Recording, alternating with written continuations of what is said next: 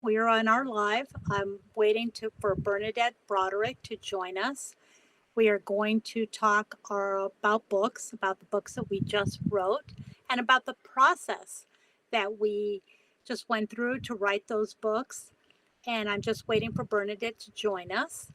And we will have a great conversation about writing, self-publishing, and our dream to write our book in 30 days and how we did it.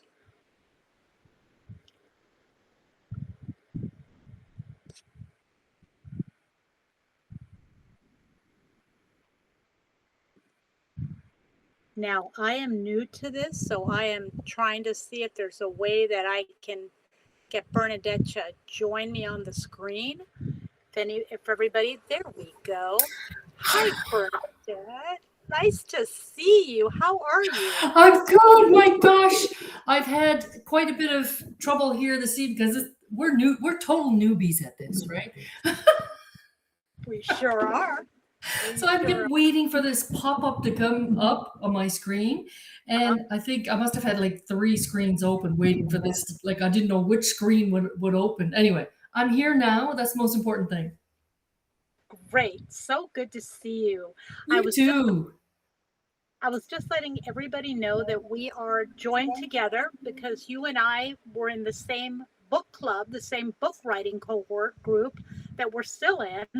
And we wrote our books together and we self-published them just a couple months ago. I think when did you publish yours? My book was published on June 25th. And I actually have some copies here because I ordered some author copies for myself, and I've been giving them away, of course, signing them and giving them away to people that I think would benefit from it, and of course a few family members because they're going to share it for me as well. Congratulations, Bernadette. That is so wonderful to see your book. Go ahead and tell me about the process. Tell us about the process. What made you finally decide I'm going to finish this book and publish it? I'm going to write a book. Oh my gosh. So two questions there. First one is I'm going to write a book. I don't think I'd ever really considered writing a book before Nira and I started talking about this late last year. And initially I thought it was 8 stories. I didn't think it was a book. I thought it was just a few stories. Anyway, it ended up being a 10-chapter book, a beginning and an end, and 8 chapters. But it started out as 8 stories. But I realized the answer to your second question was, I realized that I could just keep on working on this manuscript forever. We were a bit of, I wouldn't say I'm a perfectionist, but this thing is going out into the world. And so you want it to be the best that it can be. And I thought, so I could either, keep working on it forever, or I could decide that it was ready, it could put it out in the world and maybe help somebody. So I had to stop, thinking about writing it and actually become someone who had finished a book, not just writing a book. Right. I hear you. I can relate because we were both in the same book writing cohort. And I know that when I came into the book writing cohort, I remember telling our mentor, our teacher, Nira, I've got 2 other drafts and I could maybe use one of them. And she said, no, you're going to write a book in 30 days. And I like the way that you talk about it. You mentioned the word project before. Yeah. And I like that because the project, and I think that I've heard you say this, gives it a sense of completion so that you can take it to that level. Tell me a little bit more about that, about how you came up with that project. Oh my gosh. Well, that goes back to my working experience. Mm-hmm. I've worked in engineering my whole life. And so when you want to accomplish something, you have a start date and an end date usually. And then you break it down in tasks, and tasks are usually interdependent or not dependent. That means that you can't finish one thing until you finish something else. There are other things that you can do parallel, and they're not dependent on anything. But yeah, seeing it as a project, which means there's a fixed timeline, a fixed resources as well, like in terms of hours, in terms of the time that I could put into it, and the feedback that I was getting from everybody in the group and the cohort, which was absolutely fabulous. All that was baked in. But basically, I think like any good project, you have an idea of what it is you want to accomplish. You have a date and time you want it to be accomplished, And for me, I just worked backwards.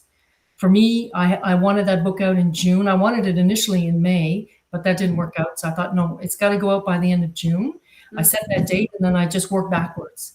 So I had an approximate amount of time that it would take to do different things, and that's how I broke it down. What about you? How did you manage to finish your book as well? First of all, I want to say that was so helpful. Thank you so much, Bernadette, about the tasks and the project and breaking it down. And honestly, the reason that I was able to finish this book and not the other two drafts that I have was the community that we formed, that we had in that cohort. That I cannot give it enough credit.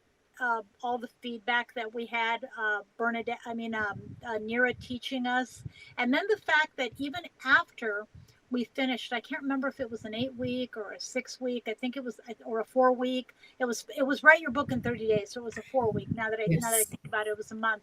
But even after that, we started meeting we started meeting bi-weekly just to give each other support. And then we formed that critique where we were able to critique each other's manuscripts and take it to that level. And without that support and then the critique and those little pushes, I wouldn't have been able to finish my manuscript. So well, that's, and I think that what you just mentioned was what I was just talking about in terms of a project as well. There's all these milestones, right? And then a milestone is a point in time, but also the resources. Like we tend, normally when you're writing a book, you're pretty much alone. So we were like privileged to have resources that ordinarily you would either have to pay for or you would have to find readers, which we had to do anyway. But there were 5 or 6 of us in that cohort that read each other's books, on our own time, then gave valuable feedback, spent an hour and a half going through all the feedback.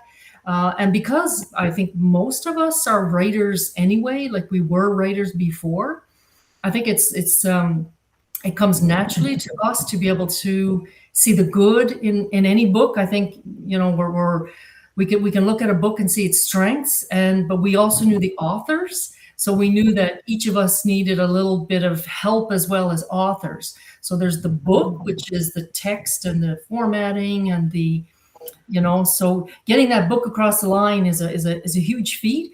But we were also developing as authors. And there were several of us in the group much further along down the road. There were several authors in the group with published books, including Nira, who gave us such valuable feedback without holding anything back. So that, you're right. I mean, that cohort, but it's a writer's cohort as well. So again, we were trying to produce a book, but we were also producing authors. So I think that's really the for me, it was the gift of being in that cohort. I love that. I love that you say that because it was so valuable to me. And the one the one comment that I remember hearing Nira make was, think of your book as an experiment. I kept saying that to myself over and over. Every time I reached what I considered a wall, whether it was my own self-sabotage or whether it was when I went through formatting hell on Reedsy, I said to myself, just think about this as an experiment, and that's what got me through it. So, and how did you see that? Like when you saw this as an experiment, for you, what did that mean? Did it give you permission? Absolutely. Yeah. Yes, it did. It gave me permission, and it gave me the permission to make mistakes, to say, hey, here's one mistake I made. Well, it's not a big mistake. I just got the book. It's not a resale. It's a author's copy, and I don't have it in front of me, but it's too big. It's too big, and now I've already reformatted it, and I'm ready to put it back up on Amazon. So that's a mistake that I made, and I'm learning through that. But at one point, if I hadn't had someone tell me, think of your first book as an experiment, that gave me such relief to hear that, to hear, oh, there's going to be, expect mistakes because you're going to make them. At least I'm going to make them. And Nira told us that she was going to make them also. And she's told me several times, like, don't keep changing. You find one little mistake in your book, don't keep changing it because you'll find more. Like she made so many mistakes. But I go back to what you were saying there, which is an advantage that we have. And I always say this is our Beyonce moment or our Kim Kardashian moment, right? Like, thank God we don't have 7 million people following us. Right? Like that is a problem. You put something out there, you don't have the opportunity to sort of take it back and redo it, rewrite it or whatever. We have that ability. We're just in we're just on those little, as I call them, giraffe legs, as authors, and we're just kind of still wobbly, right? And I'm so glad that I don't have 7 million pairs of eyes looking at me every time I do something. So it's a real advantage too. The experimental part, for me, it was, and like I said earlier, I'm not a perfectionist, but I've been a writer for many years. And as a tech writer, I've produced hundreds of documents over my career. And the last thing that I wanted was to make a mistake in any of those documents because there's a repercussion to it in that particular case. So yeah, so the perfectionism or getting it right or making sure it's correct is also, it's part of my DNA because I've done it for so long. But it was a great relief to say, listen, this is an experiment. And as I say, thank God you're not Kim Kardashian because nobody's looking at it right now. It was just your family, your sister, your, a cousin or two, and a few friends are gonna really look at it like from those eyes, right? They're not going to find the mistakes, but they're there to help you too. So yeah, I saw it also as an experiment and very much a relief to be able to just say, listen, I'm just doing this. Yeah. Now that leads to my next question. Was there a moment during the process that you were writing your book when you seriously considered giving up? Oh my gosh, yeah, definitely. Not too many, for the simple reason that in those 30 days, I had these stories in me for years. Like those 8 stories were floating around in my head for years. So I didn't have to sit down and dream them up, but I did have to, as I say, put a lot of meat on the bone because I had the bones of those stories, but I didn't have a lot of meat on them. So, but definitely over the first 30 days, I managed to spit out everything I wanted to say. But the moments that I think that gave me the most trouble were towards the end, the editing, the technical details, the cover, all these multitude of details that go beyond the Word or Google Doc. Things that authors have to go through, and us as self-publishers, we went one route. But if you had to go through an editor and a publishing house, that's a whole other kettle of fish as well. So we chose a self-publishing route. But yes, definitely, I definitely had a few moments of like, is this really necessary? Like, June 25th is coming, yeah, but it's just a date in time, right? It's just a date. It could be June 26th. No, it had to be June 25th. And what kept me going was remembering why I wrote the book and having people like you and the cohort around me who expected me to finish it. Because that's the other thing too. We were holding each other's feet to the fire, right? We had a date. We wanted to finish it. There were a handful I didn't even tell some of my closest family members, my son and my daughter, I didn't tell them I was writing that book.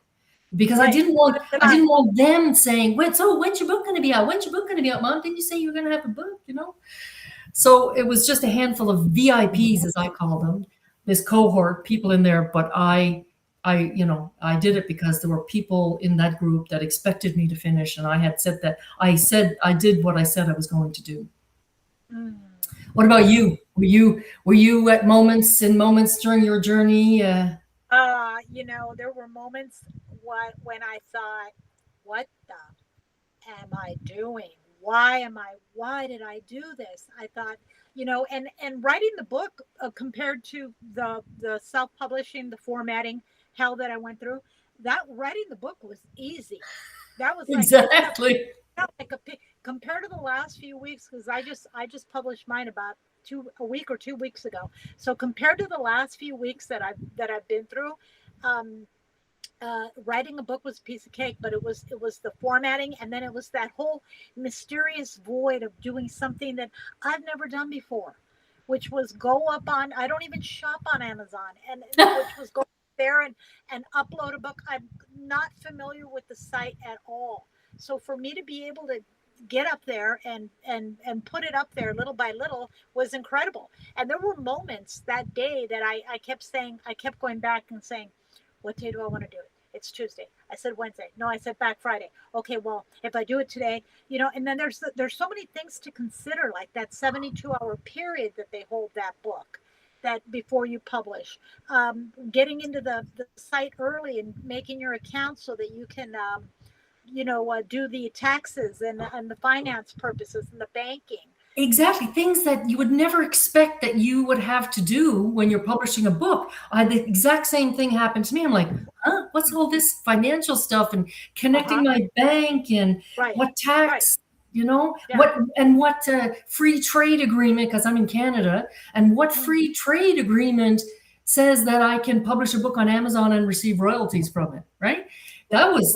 You're right, though. There are so many things that, and Nira prepared us too. Imagine somebody who's not prepared. I mean, she told us all these things, but I guess never having not done it ourselves, we probably forgot half of it. But she was so good in preparing us for everything and she's published 15 books there. So she's definitely an expert at it. Right. And it's funny, I think about it now, it's that the money is is one of the parts that's very important, and that sometimes as artists, they it's the business side of that brain, and then there's the art side, there's a creative side, and then there's the side where you've got to turn your business brain on and say, okay, well, I'm going to need to get paid, and they're going to need a funnel, and then the government's going to need to know about it. When I become a best-selling author, they're going to want their money. So, and the same with you, when you become bestseller, when your book goes up on bestseller lists, it's like they're going to want their money, their piece of the action.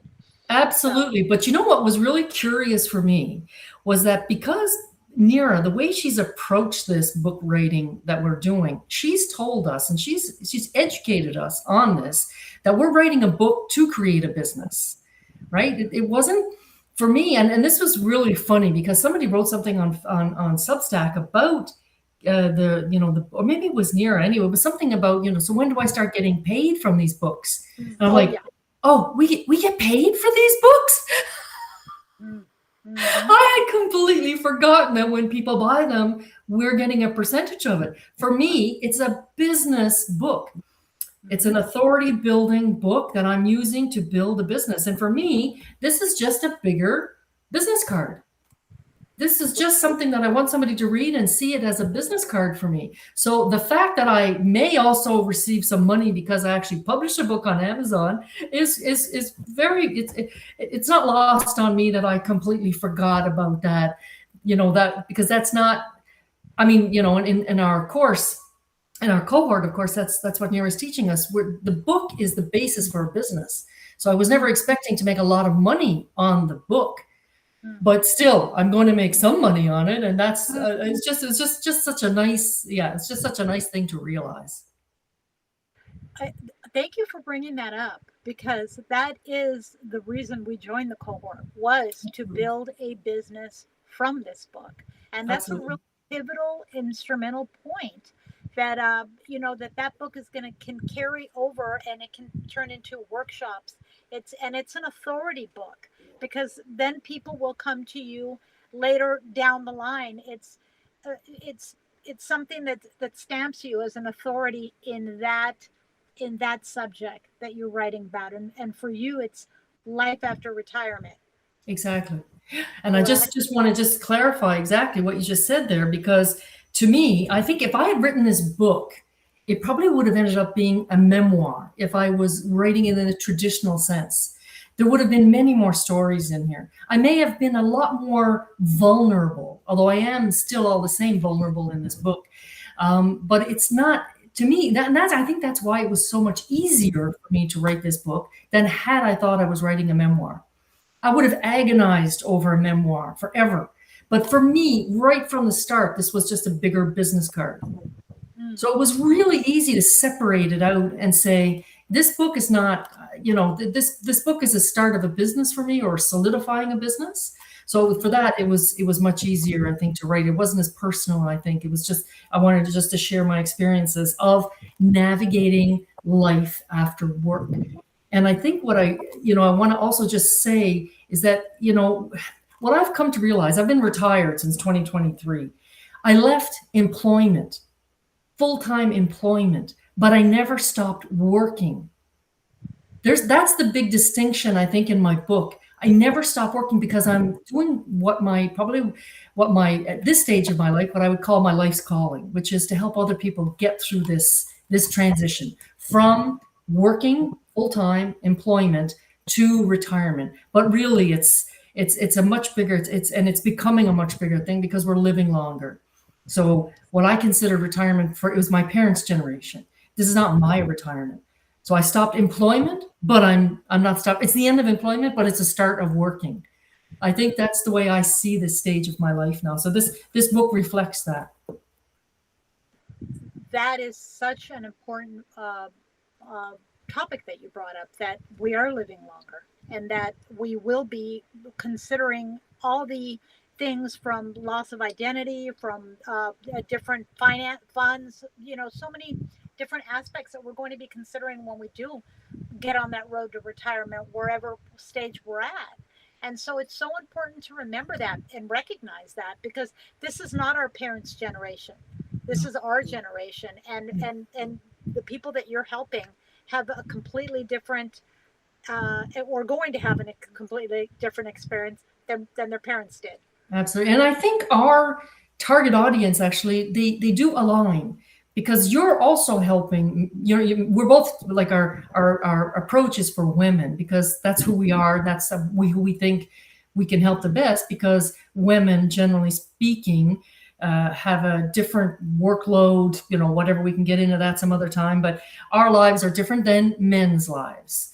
And so, but your book is making your midlife magic, right?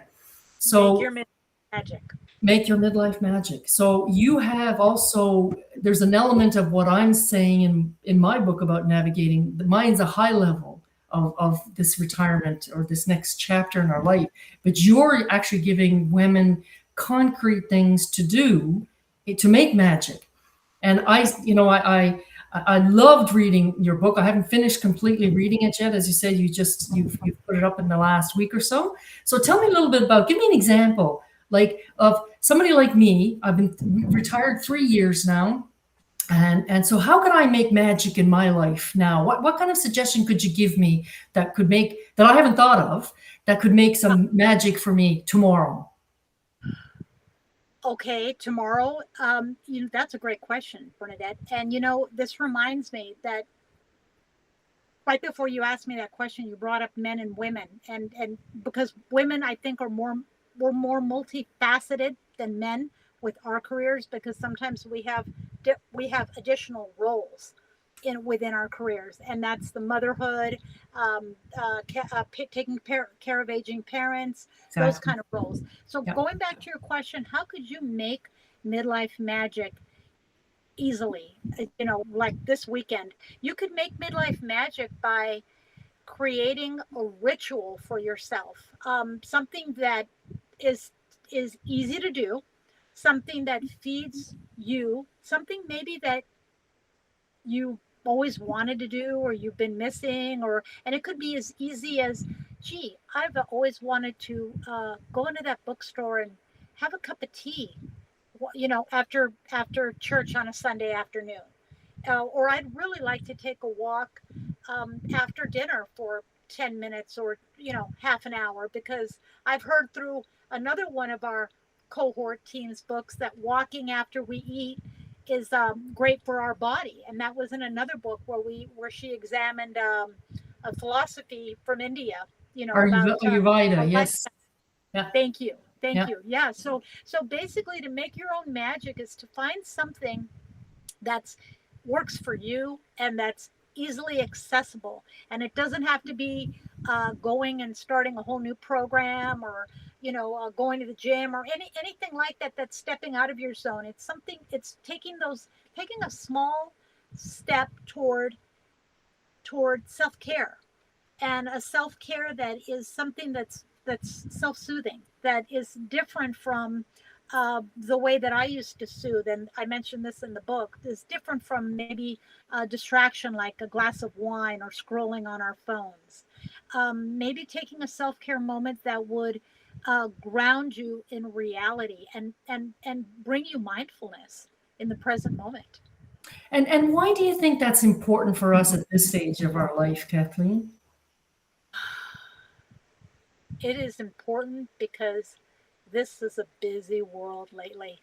It's gotten busier and busier with there's so many distractions like all around us. There's so much to see and so much to view, and it would depend on your generation. But I'm Generation X, and there's so many things that I could tap into or turn on that I choose not to, because those distractions are kind of taking me away from rewiring my brain as what I learned to do. And that's why I wrote Make Your Midlife Magic, because I wanted to let women know that it is possible to make your magic and rewire your brain, even if you're taking care of parents, or you still haven't retired, and or you've got a child that's still living at home, whatever your situation is.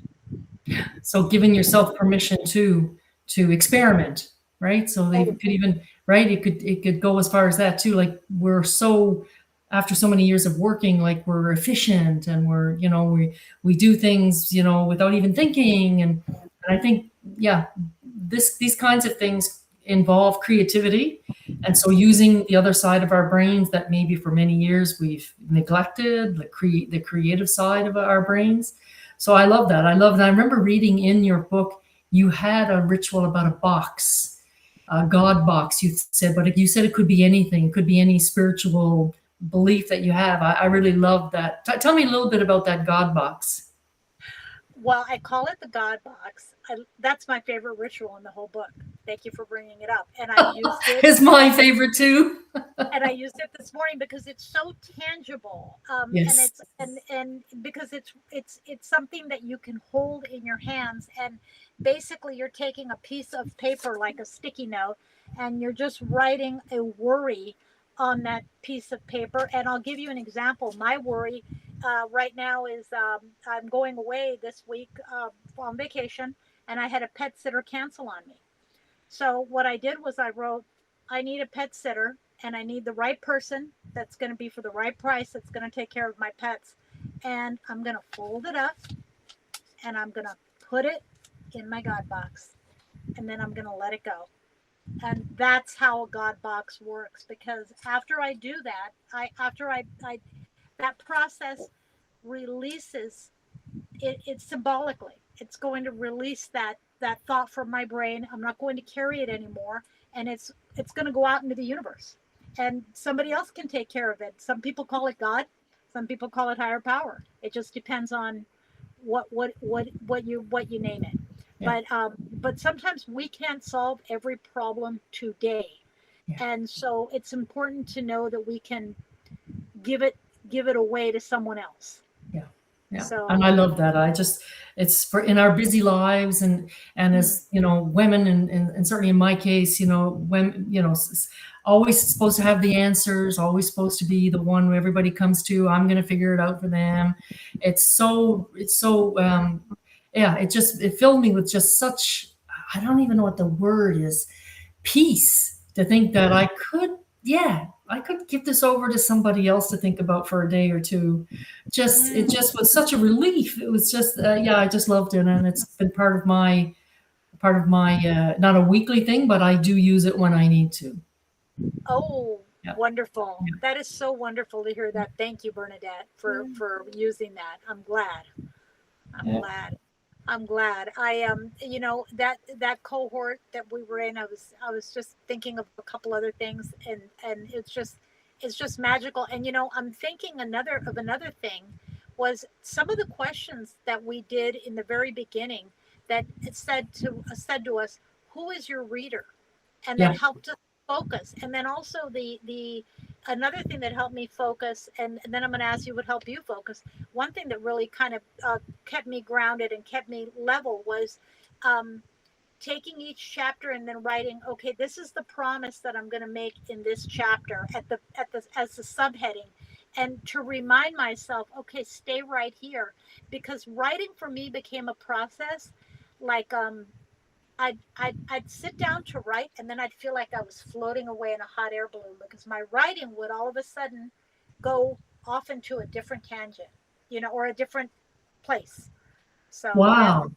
yeah, that's how it was helpful for me. Yeah. How about you? I did exactly the same thing. I started every single chapter with the promise, and that's what kept me aligned in each chapter, because I knew the woman I was talking to. This book came to me. I mean, it came through me as well, because I'm actually living this situation. So these things that I talked about in the book that I lived through and found a way through. Well, at the beginning of every chapter, like you, I wrote who this chapter is for, and what I would hope also that the person reading it gets out of it. And so I was always going back and checking in to make sure. And of course, working with Nira, working in the cohort too, I always had my documents, and she made me write this out by hand. So I couldn't write it. I didn't do it on the computer. I didn't print it. The initial questions was who are you writing this book for? What are you going to do? You got the 4 or 5 questions. You remember she asked us to write? I remember she spoke to me, because I think I was one of the very first people that signed up for the cohort. She said, do not use a computer for this. Sit down and write this out by hand. So I wrote out everything by hand. And I always had that. It was on a big 11 by 14 page piece of paper and folded in half. And I constantly would check back with it. And it was probably the best thing I've ever done for keeping myself on track. But we did very similar things. We had a plan in the beginning. Nira kept us on track. The cohort kept us on track as well, because every week we had a new thing we were learning and reinforcing and building on. And so, yeah, staying on track is not easy sometimes when you have a lot to say in a book. But I think that's one of the most important things, is trying to, as Nira always said, you can write another book. Like if you've got too much to say it in the next book. But what you want to say in this one, stick with that and just put the rest aside as notes or whatever. If it doesn't align with that chapter, it's maybe a good idea or a great story, but it doesn't fit there. But so keep it someplace else. So I did that a lot too. I kept a little file. I think it's Anne, I can't remember her name, but anyway, she's, kill your darlings. Well, for me, I couldn't kill my darlings. My darlings are in the other in another file someplace, right? So yeah. I think it's Anne Lamott, maybe. Anne Lamott, exactly. Yeah. Exactly. Well, speaking of focusing, your book, Navigating Life After Work, talks about a 5-step framework. Can you go over that real quick? Could you just tell us about that very quickly? Yeah, the 5-step, it's from the word reset. So it's a RESET. And if you look at the compass here, and I know it's probably backwards on it, it may not be on your screen, but it's RESET, right? But if you could go in this direction, but you can also go in this direction.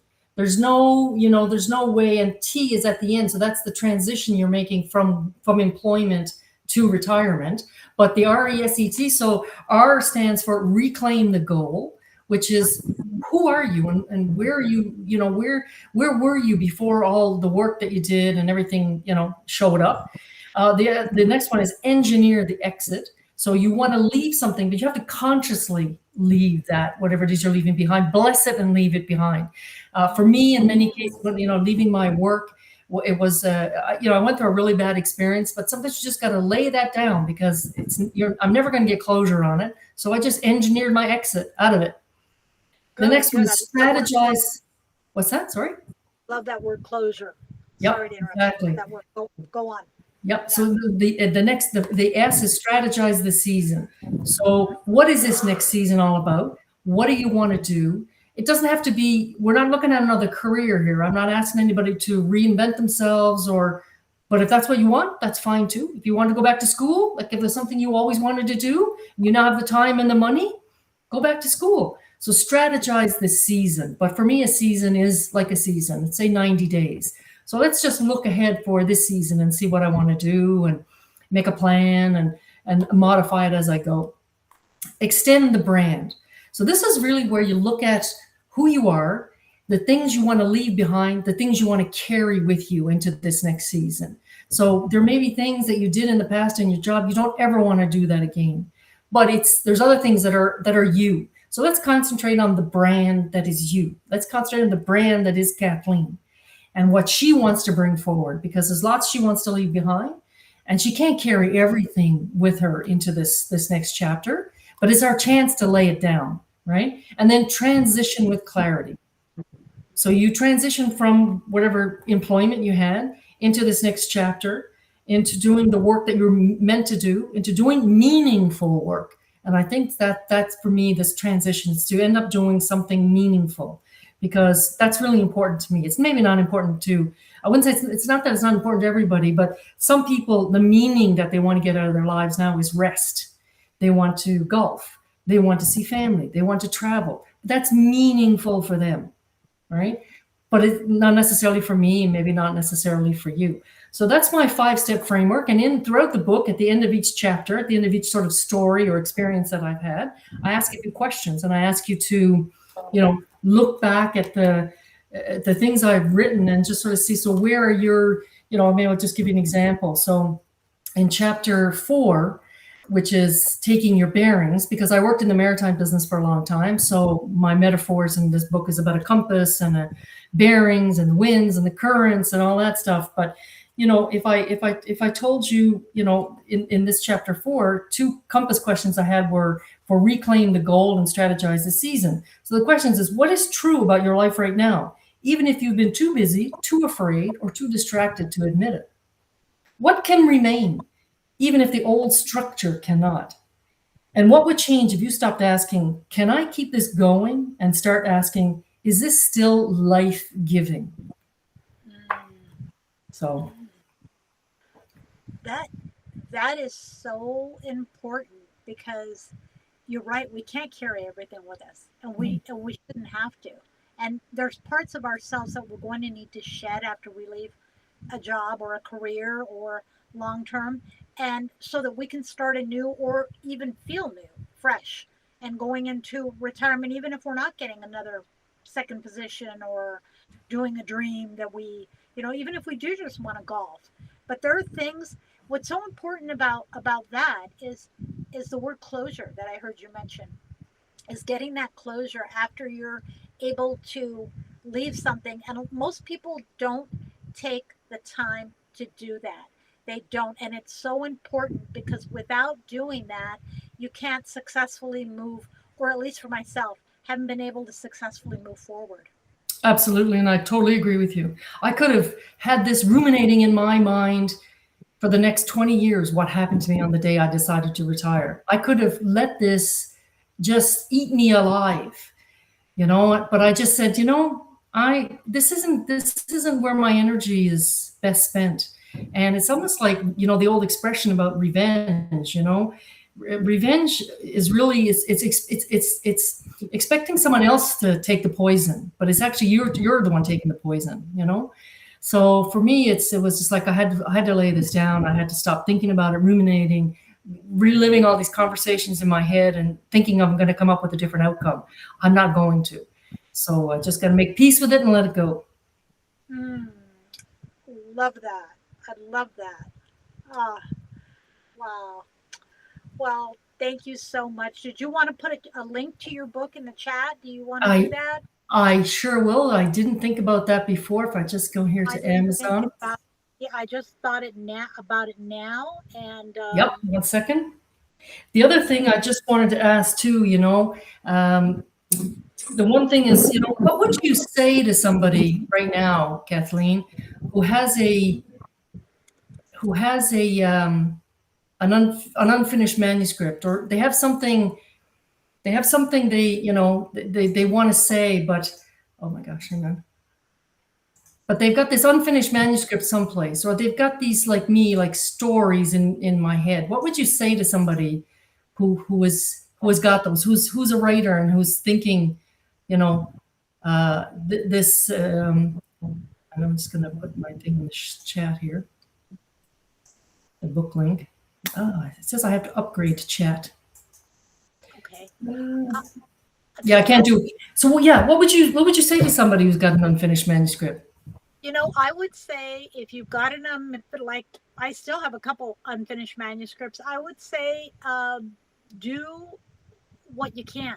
I would say where you're at, depending on your situation. I would some the statistics are, and I just looked them up, but I can't remember the exact one. But let's put it this way: if there's 10 people, that out of how many books are going to get published out of 10 people? Maybe 2 out of 10. And that's how many books get published, in the million in the entire world, because most people don't go that don't take it all the way to the end, because it's so easy to get distracted or discouraged. And so I would say keep going in any small way that you can, in some way that works for you. And whether that's joining a book club or writing, an hour after work or 10 minutes a day. I think, no, it's not Anne Lamott. It's Julia Cameron that wrote The Artist's Way. Yes. I remember when I was first struggling as a writer, she said, I heard all these stories of these women that, balanced babies on their hips while they were writing and so forth. And I thought, gee, I don't even have a child. What's my excuse? And, and for me, it was just plain distraction. And so, but Julia Cameron said, write 20-minute stretches, 20-minute blocks. And she said, write at night in 20 minutes and in the morning in 20 minutes. And I think that came from her practice of morning pages. Morning pages, yes. Right, which I do every morning, and I've done a workshop. I just finished a workshop that I ran about her book that we just did, and the morning pages were a precursor to my writing the book, because what I would do is I do my morning pages in the morning, and then I thought, you know what? Why don't I stack this habit that I'm doing, and just block out for 30 days. Block out the next 2 hours and write my book. And so I was determined to do it. So if you've got a draft, hang on to it, keep, looking at it. And then if possible, give it birth if you can. As painful as that birth may be, bring it forward. Self-publishing is available to everyone. It's free. Yeah. Exactly. And I'd have to say the same thing. Your book doesn't have to be perfect, but it does need to leave your computer, and it does need to get out into the world. And then there's only one way to do that. So Right. And no one can read it if you don't write it. Exactly. So exactly. Anyway, so it has been so good to see you. Yes. Thank you so much. Yes. I would love to chat with you again and hear some more about how it's going, and maybe we'll talk soon again. Absolutely. I'll love to tell you that all about, because yes, some things are happening on the business side. This book I was invited on 2 different podcasts, and I was invited to a summit. So very quickly, a published book on Amazon, and you start talking about it, gets people interested. So yeah, we could talk about that next time. I would love to. Thank you. Cool. Thank you. Good. All right, Bernadette. All right. Thanks for joining us, everybody. And thanks, Bernadette, for showing up and discussing this wonderful conversation that we had. And I will see you soon. Thank you very much, Kathleen. Good luck with your book. Thank you. You as well. We'll talk soon. Bye, Okay, everybody. bye.